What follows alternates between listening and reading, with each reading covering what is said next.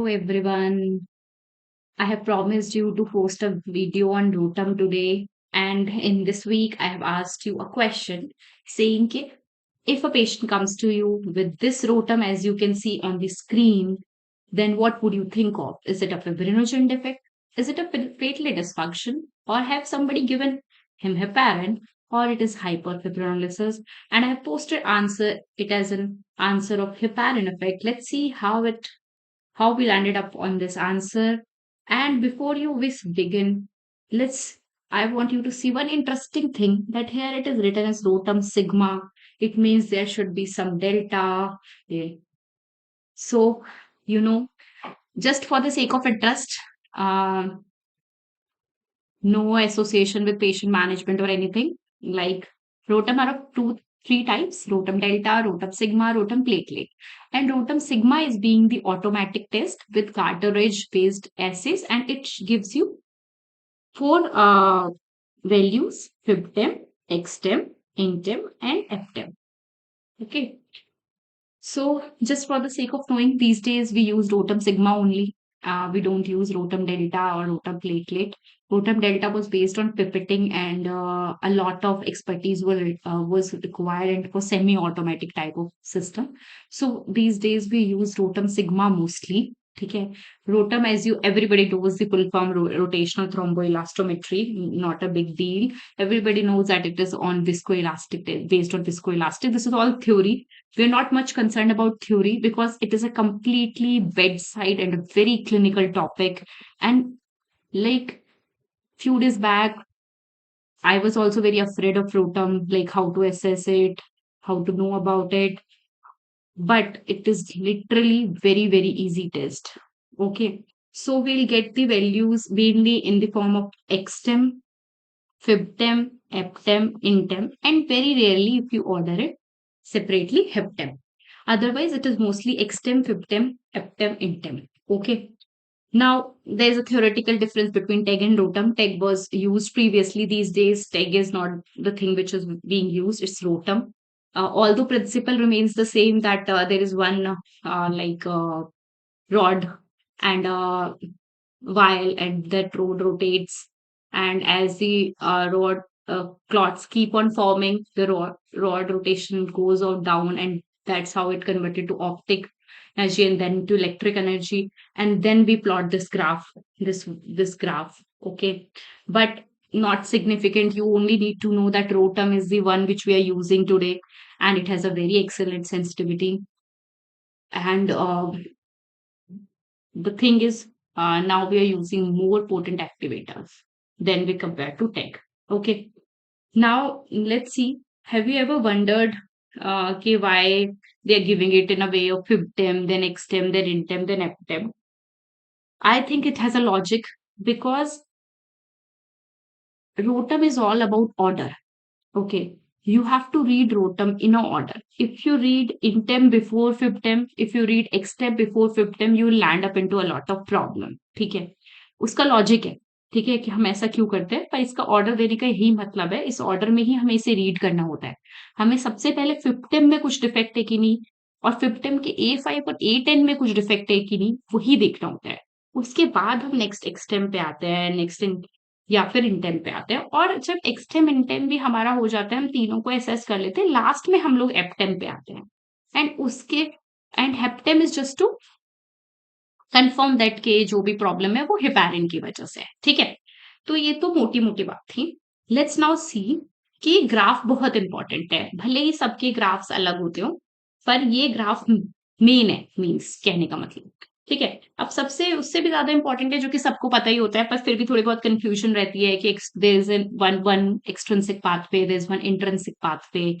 Extrinsic pathway, I don't know how to learn it, but extrinsic pathway tissue factor पे depend करता है. ठीक है, इंट्रिंसिक पाथवे कोई भी ग्लास सरफेस से कांटेक्ट होने पे एक्सटर्नल इन विट्रो स्टिमुलेट हो जाता है. तो इंटेम जो है, बेसिकली इंटेम, एक्सटेम, फिफ्टेम तीन अलग अलग ग्राफ्स बने कैसे? ऐसा नहीं है कि हमने सब कुछ एक साथ ही डाल दिया, उसमें सब कुछ एक साथ ही हो गया. नहीं, हम एक्सटेम वाला ग्राफ ऐसे बन रहा है कि हम जो एक्सटेम वाले में है, हम चाहते हैं कि उसके एक्सट्रिंसिक पाथवे एक्टिवेट हो, बाकी सब ना हो। ठीक है, तो उसमें हम स्पेसिफिकली टिश्यू फैक्टर डाल रहे हैं कि भाई एक्सट्रिंसिक पाथवे एक्टिवेट हो, एक्सट्रिंसिक पाथवे कैसा जा रहा है वो हमें पता चले। इंटेम में हम स्पेशली एलिजिक एसिड डाल रहे हैं जो ग्लास सरफेस की तरह एक्ट करता है और वो इंट्रिंसिक पाथवे को एक्टिवेट करता है। ठीक है, एप्टेम में हम स्पेसिफिकली एंटी फिब्रिनोलिटिक एजेंट डाल रहे हैं ताकि हमें पता चले कि ये जो भी हो रहा है ये फिब्रिनोलिसिस की वजह से कि किसी और चीज की वजह से। तो ये समझने की बात है कि एक्सटेम और इंटेम कंप्लीटली डिफरेंट इसलिए है क्योंकि हम अलग अलग पाथवेज को उसमें ऑब्जर्व कर रहे हैं, उसके लिए हम अलग अलग चीजें डाल रहे हैं। फिफ्टेम में अलग चीज डाल रहे हैं, एक्सटेम में अलग चीज डाल रहे हैं, इंटेम में, इसलिए 3 ग्राफ बन रहे हैं। इट्स नॉट दैट कि सेम ही चीज से 3 ग्राफ बन रहे हैं। ठीक है, हम अलग अलग एक्टिवेटिंग एजेंट डालते हैं, उससे अलग अलग रिजल्ट आते हैं हमारे पास। ठीक है, हमें पता है कि बहुत ही सिंपल है, हमें पता है कि एक्सट्रिंसिक पाथवे बेसिकली विटामिन के डिपेंडेंट वाले जो फैक्टर 27 वाले हैं उन पे ज्यादा डिपेंडेंट है। ठीक है, फैक्टर 7 इसमें इंपॉर्टेंट होता है, टिश्यू फैक्टर इंपॉर्टेंट होता है। तो जनरली ये जो विटामिन के वाले वो वार्फरिन इनहिबिट करती है, इसलिए आपने जब भी देखा होगा कि जब भी हम वार्फरिन पे पेशेंट होता है हम पीटीआईएनआर कराते हैं। फिर कभी भी पेशेंट आपका कार्डियोथोरेसिक सर्जरी के लिए गया है, हमने उसे हेपारिन दिया है, कार्डियोपल्मोनरी बाईपास पे गया है, या फिर हमने पता बैठे डायलिसिस के लिए हेपारिन दिया है, तो कोई नहीं कहता कि अरे चलो चलो पीटीआईएनआर करा देते हैं, क्योंकि हमें एपीटीटी या एक्टिवेटेड कोagulation टाइम क्लॉटिंग टाइम यानी कि हेपारिन को देखने के लिए एसीटी या एपीटीटी ही कराना पड़ेगा।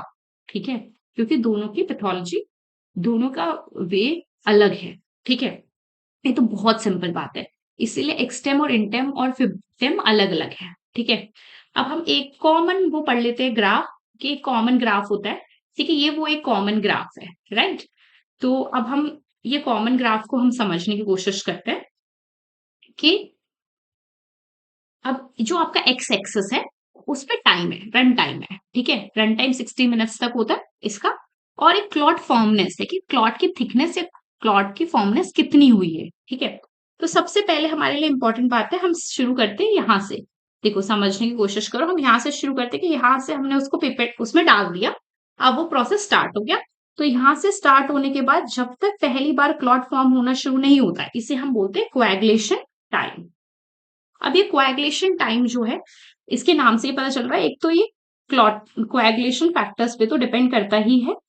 ठीक है, कोएगुलेशन फैक्टर्स पे डिपेंड करता है, पर ऐसा नहीं बिलीव करना, इंट्रिंसिक और एक्सट्रिंसिक डिपेंडिंग अपॉन आपने क्या डाला है, आपने टिश्यू फैक्टर डाला है कि आपने आपने उसमें एजिलिक एसिड डाला है, आपने क्या डाला है उसके हिसाब से इंट्रिंसिक एक्सट्रिंसिक पाथवे के कोएगुलेशन फैक्टर्स पे डिपेंड करते हैं। दूसरी चीज जिस जो कि हमारे समझने के लिए बहुत जरूरी है और जिससे हमें पता चलेगा कि क्यों हम फिब्टेम को ही पहले देख रहे हैं, वो फिब्रिनोजन है। ठीक है, तो ये दो चीजों पे डिपेंड करता है बेसिकली, कोएगुलेशन फैक्टर और फिब्रिनोजन। फिर एक होता है क्लॉट फॉर्मेशन टाइप, वो भी बेसिकली कोएगुलेशन फैक्टर्स पे ही डिपेंड करता है। ठीक है, अब जो नेक्स्ट जो हमारे लिए जो हमारे देखने की वैल्यू है वो है मैक्सिमम क्लॉट फॉर्मनेस। ठीक है, अभी जो एमसीएफ है या मैक्सिमम क्लॉट फॉर्मनेस, मतलब मैक्सिमम क्लॉट कितना थिकनेस का बनेगा और कितना फॉर्म बनेगा, वो दो चीजों पे डिपेंड करता है। एक तो प्लेटलेट पे डिपेंड करता है, दूसरा फिब्रिनोजन पे डिपेंड करता है। तो फिब्रिनोजन पे तो देखो बहुत कुछ डिपेंड करता है। ठीक है, अब फिब्रिनोजन पे वो कोएगुलेशन टाइम भी डिपेंड कर रहा है, फिब्रिनोजन पे क्लॉट फॉर्मेशन टाइम भी डिपेंड कर रहा है, और ऑफ कोर्स फिब्रिनोजन पे आपका मैक्सिमम क्लॉट फॉर्मनेस भी डिपेंड कर रहा है। इसलिए फिब्रिनोजन को एक्सक्लूड करना सबसे पहले बहुत जरूरी है। एक बार आपने ये देख लिया कि फिब्रिनोजन ठीक है, तो आप आगे बढ़ सकते हो कोएगुलेशन फैक्टर्स को लेके कि अब कोएगुलेशन फैक्टर में क्या फर्क है, कोएगुलेशन फैक्टर्स में क्या फर्क है कि वो इंट्रिंसिक है कि वो एक्सट्रिंसिक है, वो आप आगे बढ़ सकते हो। ठीक है, राइट। पर पहले आपको फिब्रिनोजन को वो करना पड़ेगा कि भाई हाँ, फिब्रिनोजन का इफेक्ट हमें न्यूट्रलाइज करना पड़ेगा, क्योंकि fibrinogen coagulation time, clotting coagulation time में भी इंपॉर्टेंट है, अपना उसमें क्लॉट फॉर्मेशन टाइम में भी इंपॉर्टेंट मैक्सिमम। फिर आप दो चीजें देखोगे। ठीक है, अब होपफुली ये दोबारा से आ गई है। ठीक है, तो फिर उसमें आप दो चीजें देखोगे, दो चीजें इसमें बहुत अच्छे से लिखी हुई है, जिसमें बहुत कंफ्यूजन होने की है। एक होता है मैक्सिमम लाइसिस, ठीक है, एमएल, मैक्सिमम लाइसिस। ठीक है, दूसरा जो है वो लाइसिस इंडेक्स है। LI, lysis index. ऐसा लगता है ना कि दोनों तो सेम ही होंगे, लाइसिस ही तो हो रहा है। तो ये हम अब वही अपना 30 मिनट पे 60 मिनट पे देखते हैं, ठीक है? 30 मिनट पे 60 मिनट पे देखते हैं अपना, ठीक है? तो अब इन दोनों में फ़र्क है देखो, मैक्सिमम लाइसिस का क्या मतलब है कि मैक्सिमम 30 मिनट में कितना क्लॉट लाइस हो गया, मतलब टूट गया। What percentage of clot has lyse, ठीक है? सिंपल है। पर लाइसिस इंडेक्स क्या है? वो ये बोलता है कितना क्लॉट का पार्ट ठीक है, राइट? मतलब कितना क्लॉट मजबूत है, रेसिडुअल कितना बचा है क्लॉट फॉर्मनेस। रेसिडुअल क्लॉट फॉर्मनेस बताता है लाइसिस इंडेक्स। देखो दो बहुत ही कंफ्यूजिंग से वर्ड है।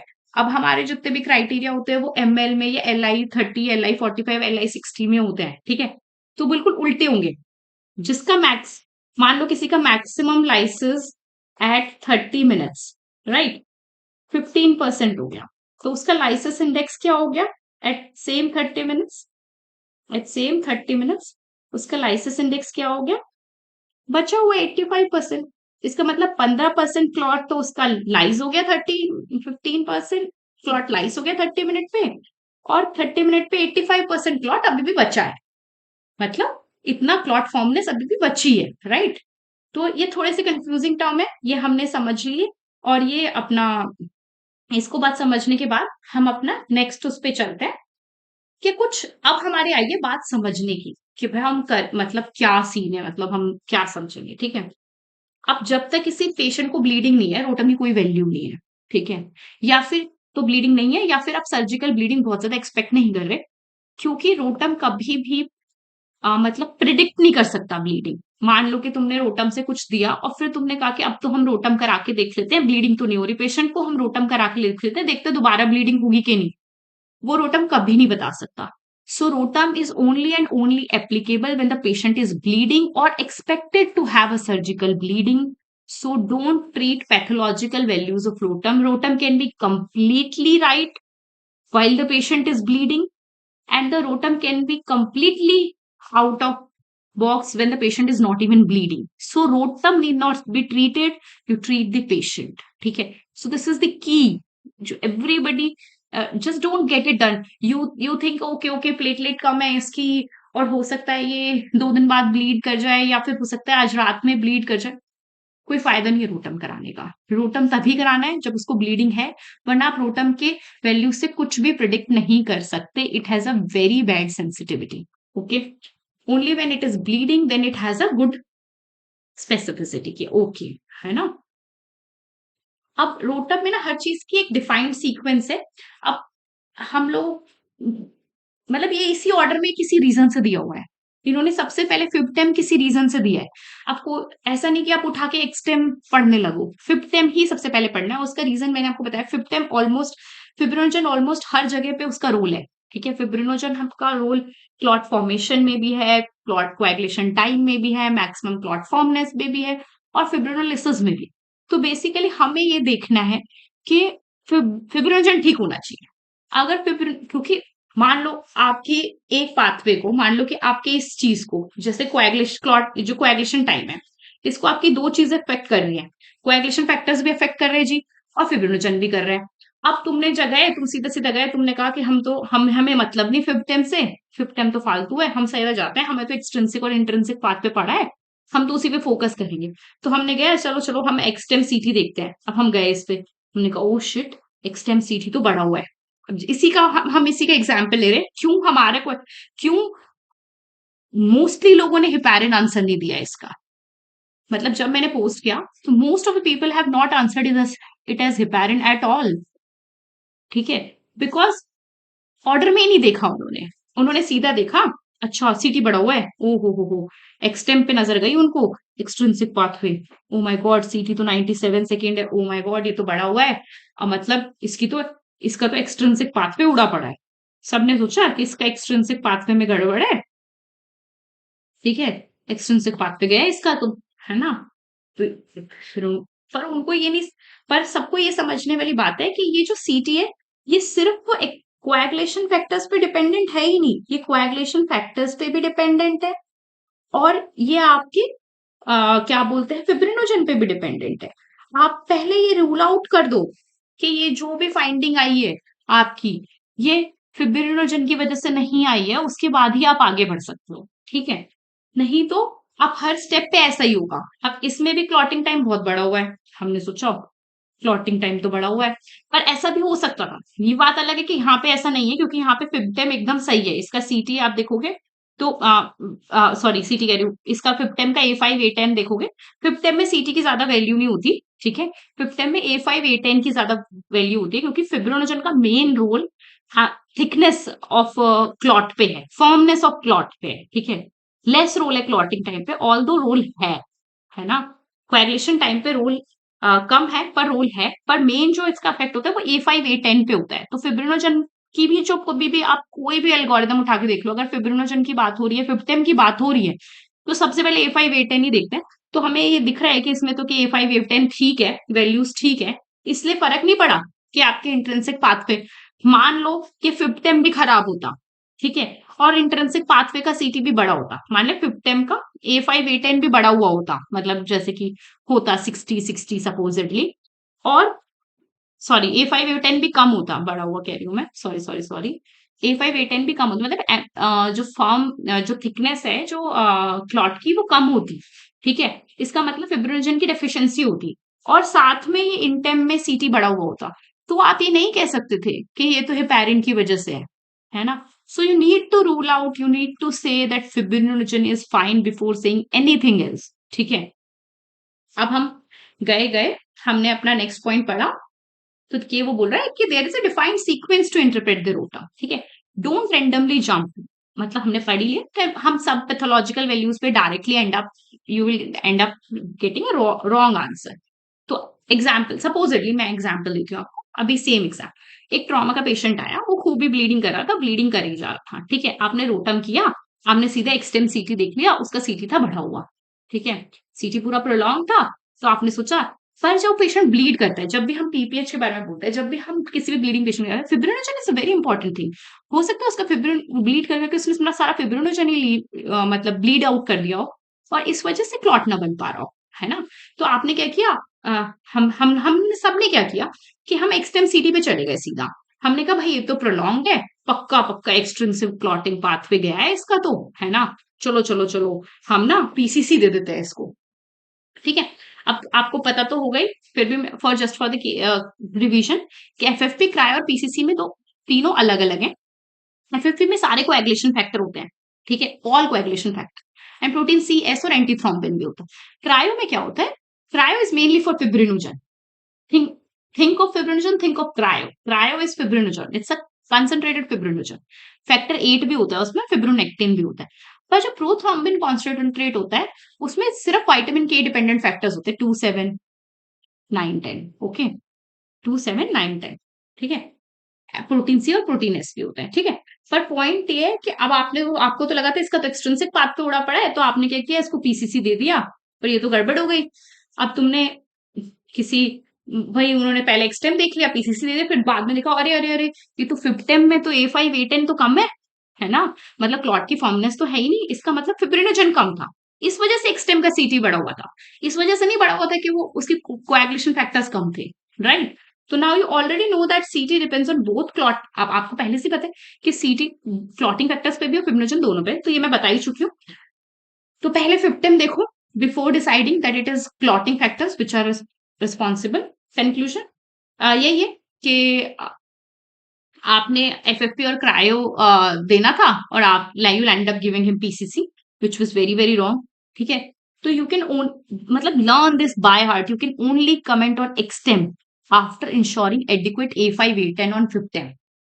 This ensures defect is not due to fibrinogen, and you excluded fibrinogen all together, ठीक है। अब दूसरा प्रॉब्लम क्या है कि आपको ना ज्यादा कोएगुलेशन फैक्टर्स पे फोकस करना है, पर उसके बाद जब आप फिब्रिनोजन पे फोकस आपका खत्म हो चुका हो, राइट। तो दूसरी बात हमारी ये है कि हमारा जो कोएगुलेशन फैक्टर्स है उन पे हमें फोकस करना है, पर हमें उसके बाद फोकस करना है जब हमारे फिब्रिनोजन हो चुका हो, ठीक है। क्योंकि जब आप कोएगुलेशन फैक्टर्स देते हो, ठीक है, जब आप अपने वो देते हो, कोएगुलेशन फैक्टर्स देते हो, तो ना उससे बहुत ज्यादा उस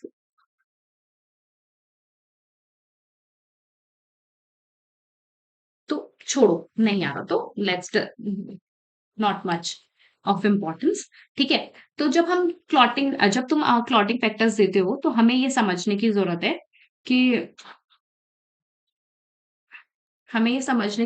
कि जब हम क्लॉटिंग फैक्टर्स देते हैं तो बहुत ज्यादा मतलब कोएगुलेशंस की भी बहुत ज्यादा दिक्कतें रहती है हमें ना, कि मतलब हाइपर कोएगुलेबल स्टेट हो जाती है। तो इसलिए अगर फिब्रिनोजन की दिक्कत है तो आप सिर्फ फिब्रिनोजन ही दो, क्लॉटिंग फैक्टर्स मत दो उसको अननेसेसरली। ठीक है। That is what is the key. ठीक है। नेक्स्ट उस पे आ जाते हैं, नेक्स्ट पॉइंट पे। ये तो हमारा हो ही गया। अब हम आ जाते हैं हिपेरिन इफेक्ट पे। ठीक है। What is heparin effect? अब हम जो कि एक्चुअली में ये क्वेश्चन था, तो हमने पहले फिफ्टेम देखा। अब इस क्वेश्चन में फोकस करो। हमने पहले फिफ्टेम देखा, A5 A10 हमारा बिल्कुल ठीक है, कम नहीं है। तो हमने कहा चलो फिब्रिनोजन तो ठीक है। फिर हम एक्सटेम पे गए, हमने कहा ठीक है, थोड़ा सा क्लॉटिंग टाइम बढ़ा हुआ है, शायद थोड़े बहुत कोएगुलेशन एक्सट्रिंसिक पाथ पे के उड़े हुए हैं थोड़ा बहुत, ठीक है, इट्स जस्ट मार्जिनली इंक्रीज। फिर हम गए इनटेम पे, हमने कहा ओ भाई साहब, इसका फिब्रिनोजन की वजह से तो होगा नहीं, फिब्रिनोजन तो ऊपर देख के आए। तो सीटी इसका मार्केटली इंक्रीज दिखा हमें, मतलब बहुत ज्यादा इंक्रीज है। ठीक है। तो हमने कहा ये तो गड़बड़ है, सीटी भी इंक्रीज है और मतलब क्लॉट का स्ट्रेंथ भी खराब है, फर्मनेस भी खराब है। तो अब ये एब्सोल्यूट था कि ये इंट्रिंसिक पाथवे के कोएगुलेशन फैक्टर्स की वजह से ही हुआ होगा। ठीक है। और इंट्रिंसिक पाथवे के कोएगुलेशन फैक्टर्स को एक साथ कौन ही अफेक्ट करता है? हिपैरिन। ठीक है। तो मोस्ट प्रोबेबली इसका आंसर हिपैरिन था। पर अगर आपको बिल्कुल कंफर्म ही करना है तो आपको हेप्टेम कराना पड़ेगा। ठीक है। हेप्टेम में क्या होता है? हिपैरिनेज ऐड किया जाता है अलग से, है ना। हम उसका वो लेते हैं, हिपैरिनेज ऐड करते हैं, तो हिपैरिन को क्या कर देगा? डीएक्टिवेट। हिपैरिन डीएक्टिवेट हो जाएगा। और अब जो हिपैरिन डीएक्टिवेट हुआ तो ग्रेट, हिपैरिन डीएक्टिवेट हो गया। तो अब हेप्टेम में ये इंट्रिंसिक, जब ये हेप्टेम का ये बनेगा तो एकदम ठीक बनेगा, एकदम बढ़िया क्लॉटिंग टाइम, एकदम बढ़िया वो। और अगर ये ठीक हो गया हिपैरिनेज डालने के बाद, अगर ये पाथवे, इंट्रिंसिक पाथवे एकदम ठीक हो गया, it means the reason was heparin. ठीक है। That's okay. ठीक है। ये हमारा नेक्स्ट पॉइंट था कि हाँ, अब ये जो इम्प्रूवमेंट होती है इसका एक वो होता है, मतलब लाइक रेशियो। अगर क्लॉट सीटी जैसे कोagulation time in intrinsic pathway upon, intrinsic pathway में INTEM upon HEPTEM is more than 1.25, मतलब कि हेप्टेम ठीक हो गया पर इंटेम बहुत ज्यादा था, तो इसका मतलब हिपैरिन ही रीजन था। अगर हेप्टेम ठीक नहीं होता, मान लो कि ये रेशियो इनवर्स होता, लेस देन, इसका मतलब हिपैरिन आंसर नहीं था, क्योंकि इवन हिपैरिनेज देने से भी वो वापस नहीं आया, सीटी ठीक नहीं हुआ। ठीक है। तो इसका मतलब अगर वो बड़ा हुआ है तो फिर प्रोटामीन कंसिडर कर सकते हो आप, more than 1.25 you can consider. This is what is written, look for INTEM CT and HEPTEM. INTEM increase है, अगर HEPTEM CT is not increase on give मतलब heparinase, तो heparin is the cause. Now comes the very important thing and very logical, hyperfibrinolysis. अब हमने कहा था fibrinogen तो हर एक पाथवे में इंपॉर्टेंट है, चाहे वो फिफ्टेम में हो, चाहे वो इंटेम में हो, चाहे वो एक्सटेम में हो, सब में इंपॉर्टेंट है वो। ठीक है। वो फिफ्टेम मतलब सीटी और क्लॉट फॉर्मेशन टाइम, एमसीएफ, फिब्रिनोलिसिस, सब में इंपॉर्टेंट है। फिब्रिनोजन तो सब में इंपॉर्टेंट है। ठीक है। तो हाइपरफिब्रिनोलिसिस में FIBTEM is the most sensitive and specific case. दो टर्म्स हमने पहले ही पढ़ लिए थे, मैंने शुरू में बता दिया था। एमएल होता है मैक्सिमम लाइसिस, एलआई होता है lysis index. This is percent of clot still intact is LI and maximum lysis of the clot at particular time is. तो अगर आपका एमएल फिफ्टेम मोर देन 10% या एमएल एक्सटेम मोर देन 15% है, ठीक है, at 30 minutes, that means it is hyperfibrinolysis. It is not written, it is at 30 minutes। ठीक है। अगर 30 minutes पे आपका L M L FIBTEM more than 10% है, मतलब कि आपका क्लॉट 30 मिनट पे 10% से ज्यादा टूट गया है फिफ्टेम में, और एक्सटेम में 15% से ज्यादा टूट गया है, तो ये हाइपर फिब्रिनोलिसिस हो सकता है। Like it's not sure, We are not sure, still not sure that it is hyperfibrinolysis. It can be hyperfibrinolysis, right? Now comes the role of APTEM, जो हम शुरू से पढ़े. APTEM has, what is AP in this is aprotein. TEM is same, thromboelastometry. AP is aprotein. ठीक है, this is एंटीफिब्रोलेटिक agent. फिब्रिनोलिसिस की वजह से सब कुछ हो रहा था, हाइपरफिब्रिन. अगर तुमने एंटीफिब्रोलेटिक एजेंट डाल दिया, राइट, अब तो सब ठीक हो जाना चाहिए. ठीक है, अगर ये ऐड करने से सब ठीक हो गया, if ml aptem is normal, then reason of bleeding was fibrinolysis, then give Tranexa. ठीक है, Tranexa X best and Tranexa. And if ml aptem does not, then look for other defects. You have missed something. ठीक है, ऊपर ही कुछ था. ठीक है, so the most important thing is the order of looking at it matters. You have to look at it in an order. ठीक है, it is very very simple. ECG is much more complicated than this. It is simplest thing you can look at. Just you have, let's just revise. ठीक है, सबसे पहले हमने क्या करना है, पेशेंट ब्लीडिंग होना चाहिए. ठीक है, हमने देखा अच्छा पेशेंट ब्लीड कर रहा है, हमें नहीं पता एक्सट्रिंसिक पाथवे में, इंट्रिंसिक पाथवे में हमें नहीं पता, हमें पीटीएनआर कराना है, एपीटीटी कराना है, एसीटी कराना है, हमें कुछ नहीं पता. हमें पता है बस पेशेंट ब्लीड कर रहा है और हमें पेशेंट की हिस्ट्री पता है कि वो ट्रॉमा से आए, किससे आए, जो भी आए. ठीक है, अब हमने कहा हम तो रोटम भेज रहे हैं फटाक से. फिर हमने ऊपर रोटम आया, रोटम में हमने फिफ्टेम को पकड़ लिया कि भाई फिफ्टेम पे हम देखेंगे. ठीक है, फिफ्टेम का हमने A5 A10 देख लिया.